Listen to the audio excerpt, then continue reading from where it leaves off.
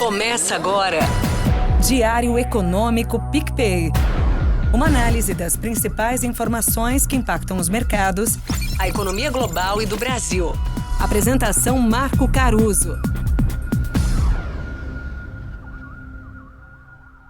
Fala pessoal, bom dia. Tem um filme lá de 2011 chamado A Árvore da Vida, em português, que conta a história de uma família bem típica americana, anos 50, que tem um pai bem rígido com os filhos e a mãe que é o oposto, que é bem amorosa. Tem toda uma roupagem mais filosófica, tem efeitos visuais meio sem pé nem cabeça. Bom, pelo menos pra turma do tradicional entretenimento comercial é meio sem pé nem cabeça. Mas o gancho aqui é aquela ideia básica de que na vida ou a gente aprende no amor, no caso com a mãe carinhosa, ou na dor, no caso do pai que é mais chucro.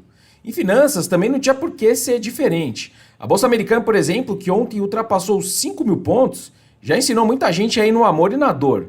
Hoje existe até um mantra aí entre um pessoal do mercado, meio que como piada, mas com aquele fundinho de verdade de toda piada, de que a gente ou opera comprado o SP500 ou zerado, mas nunca vendido. Desde outubro foram quase 1.000 pontos de alta, praticamente em linha reta. Ontem nem o mega leilão que o Tesouro Americano fez, que eu já comentei com vocês, conseguiu estragar a festa. Na verdade, o contrário, a demanda foi bem forte pelos títulos de 10 anos dos Estados Unidos, então acabou não pressionando a taxa de juros para cima. E o momento é bem conveniente de você vender bastante título, né? Porque veio justamente quando o Tesouro Americano está tendo que inundar o mercado com essa quantidade recorde de dívida dos Estados Unidos por conta de todo o estímulo fiscal generoso que o governo Biden tem dado para ver se ele vence as eleições, mas que tem que ser financiado, né? Hoje tem outro leilão, não tão grande, agora do título de 30 anos, que é mais longo.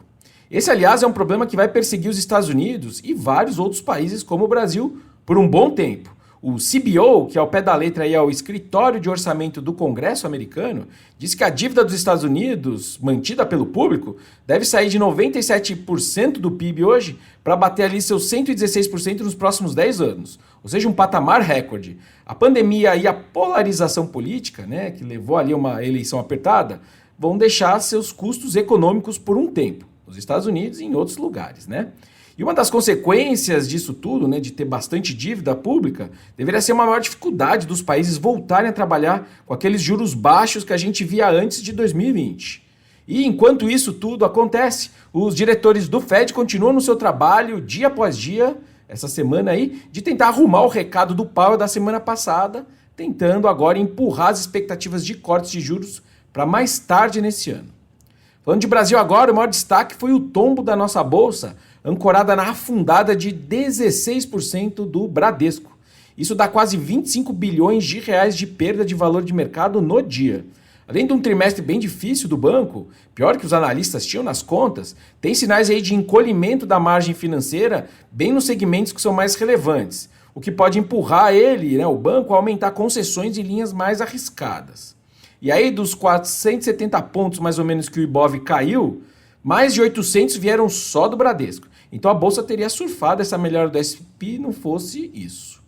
Falando agora de economia, a agenda de hoje, daqui a pouco sai o IPCA do mês passado. Nosso número está exatamente no consenso de 0,34% de variação mensal, mas no balanço de riscos que a gente fez para esse número, o viés é de uma variação mais salgada. Então pode vir um IPCA um pouco pior do que a galera está esperando. Da última vez que eu trouxe aqui para vocês o nosso viés para o número de IPCA, deu sorte. Do lado positivo dessa inflação, tem a queda finalmente dos preços das passagens aéreas. E do lado ruim, de mais inflação, ainda tem os alimentos que têm sofrido aí com o pico do El Niño e outras influências. Do ponto de vista qualitativo agora, a gente vê um risco de piora nos detalhes desse número do IPCA. Alguns núcleos vão ter uma piora na margem, na linha dessas preocupações que o Copom levantou na ata na terça que eu falei para vocês no episódio passado.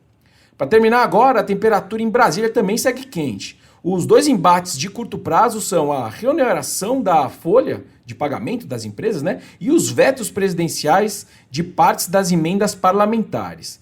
Para todo mundo passar o carnaval mais tranquilo, diz o noticiário que o governo prometeu liberar 2 bilhões de reais em emendas parlamentares até o carnaval. O montante se refere às verbas do extinto orçamento secreto, que foram transformadas em recursos dos ministérios, mas sob indicação política.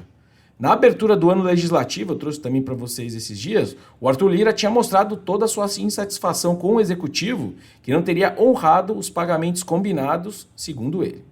Bom dia, bons negócios e sorte sempre. Você ouviu Diário Econômico PicPay. Uma análise das principais informações que impactam os mercados, A economia global e do Brasil. de segunda a sexta, às 6 da manhã, no Spotify e YouTube.